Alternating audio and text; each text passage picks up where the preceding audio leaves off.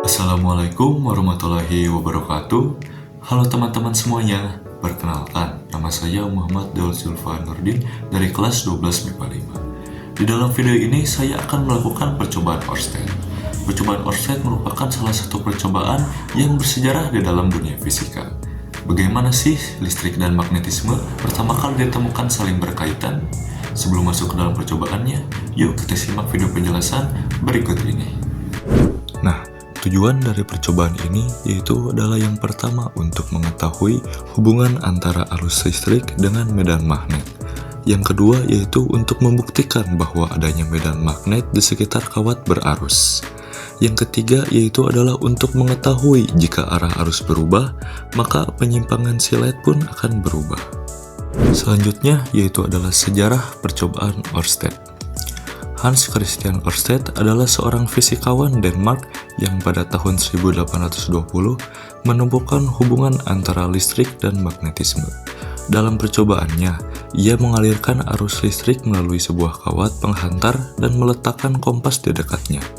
Ia mengamati bahwa jarum kompas bergerak setiap kali arus dialirkan, yang membuktikan bahwa arus listrik menciptakan medan magnet di sekitarnya. Penemuan ini menjadi dasar ilmu elektromagnetisme dan membuka jalan bagi perkembangan teknologi modern seperti motor listrik dan generator. Sebelum masuk ke dalam percobaan, kita terlebih dahulu harus mengetahui apa itu medan magnet. Medan magnet merupakan suatu medan yang diperoleh dari menggerakkan muatan listrik atau arus listrik yang menyebabkan munculnya gaya di muatan listrik yang bergerak lainnya. Medan magnet dapat dirumuskan sebagai berikut. Medan magnet sama dengan mu0 dikali I dibagi 2 VA, di mana B adalah besar medan magnet dengan satuan Tesla, mu0 adalah konstanta permeabilitas dengan satuan 4V dikali 10 pangkat min 7, I adalah arus listrik dengan satuan ampere, dan A adalah jarak dari kabel dengan satuan meter. Kaidah tangan kanan.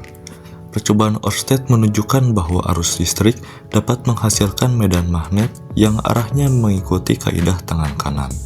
Kaidah tangan kanan untuk medan magnet adalah jembatan keledai yang digunakan untuk menentukan arah medan magnet dengan menggunakan tangan kanan, yang dimana ibu jari menunjukkan arah arus listrik dan jari yang digenggam menunjukkan arah medan magnet.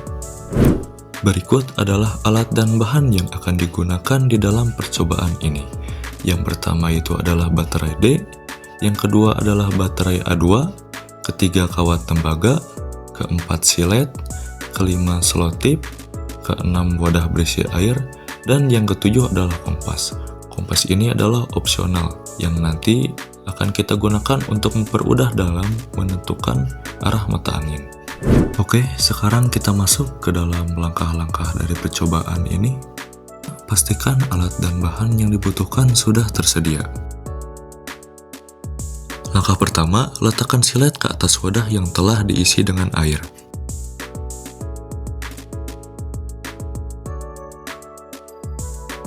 Kedua ujung silet akan mengarah ke arah utara dan selatan dengan sendirinya. Kemudian, tempelkan ujung dari kawat dengan kedua kutub dari baterai menggunakan solatip. Nantinya, kedua kutub dari baterai akan terasa panas apabila dipegang. Hal ini dikarenakan adanya arus listrik. Percobaan pertama yaitu adalah apabila arah arus dari utara ke selatan.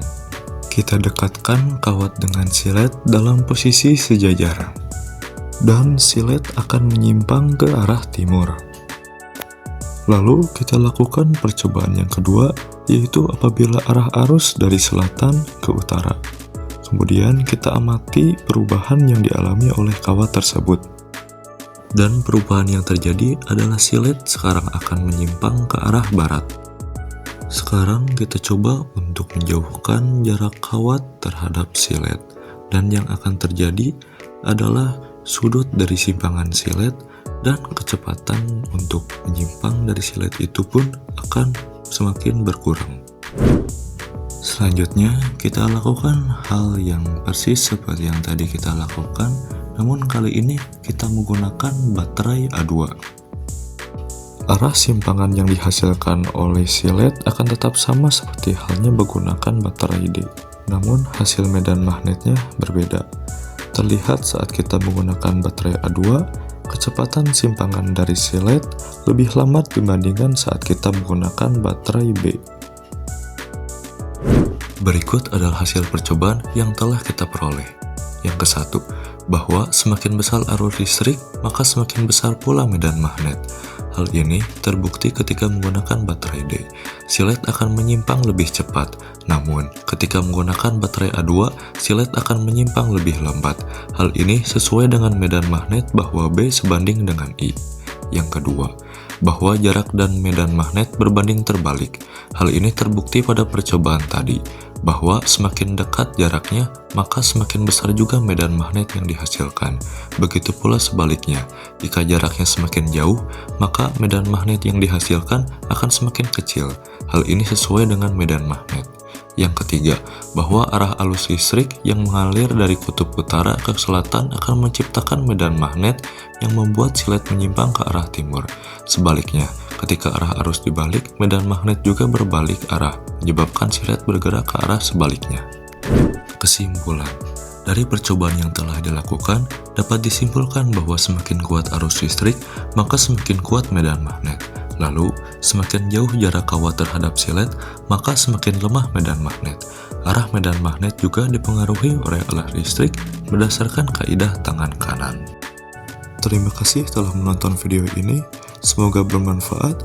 Sekian dari saya. Wassalamualaikum warahmatullahi wabarakatuh.